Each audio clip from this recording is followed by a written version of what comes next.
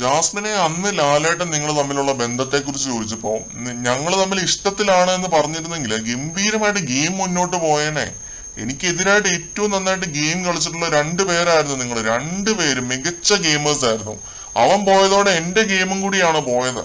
നീയും അവനും ആയിരുന്നു എന്റെ മെയിൻ എതിരാളികൾ. രണ്ടുപേരും മികച്ച ഗെയിമേഴ്സ് ആയിരുന്നു.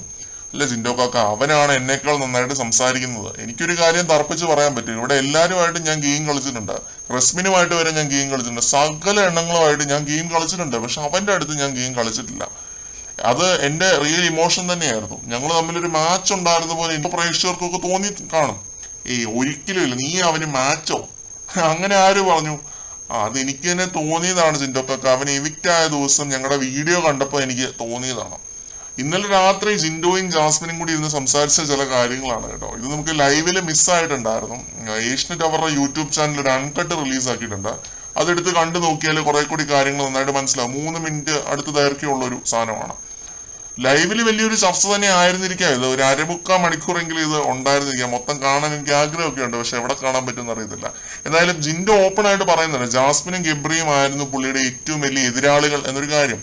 അതാണ് ഈ ഒരു ചർച്ചയ്ക്കകത്തെ മെയിൻ. പിന്നെ ഉള്ളത് ജബ്രി കോംബോയെ കുറിച്ചുള്ള ചർച്ചയാണ്. അതിനെക്കുറിച്ച് ഞാനൊന്നും പറയുന്നില്ല, കാരണം ബിഗ് ബോസിന് പുറത്തുള്ളതിനെ കുറിച്ചൊന്നും അങ്ങനെ സംസാരിക്കാൻ ഞാൻ ആഗ്രഹിക്കുന്നില്ല. അപ്പൊ അതായിരുന്നു ഇവരുടെ ഈ ഒരു ചർച്ച.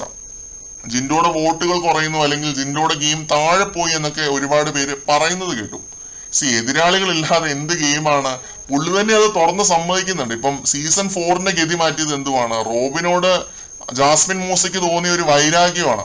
സീസൺ 5 ഗതി മാറ്റിയത് എന്താണ്? ശോഭ വിശ്വനാഥിനും ജുനൈസിനും അഖിൽമാരാനോട് തോന്നിയ വൈരാഗ്യമാണ്. ഇപ്പം ജാസ്മിന്റെ എതിരാളികളായിരുന്നു സിബിനും റോക്കിയും ഒക്കെ. സിബിനും പോയി, റോക്കിയും പോയി.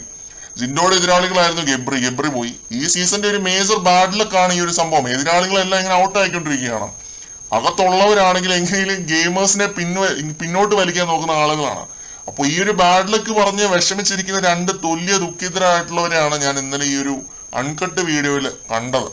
സേഫ് ഗെയിമേഴ്സ് ഇപ്പോഴും ആ വീട്ടിൽ കണ്ടിന്യൂ ചെയ്യുന്നുമുണ്ട്. അതാണ് സീസൺ 6.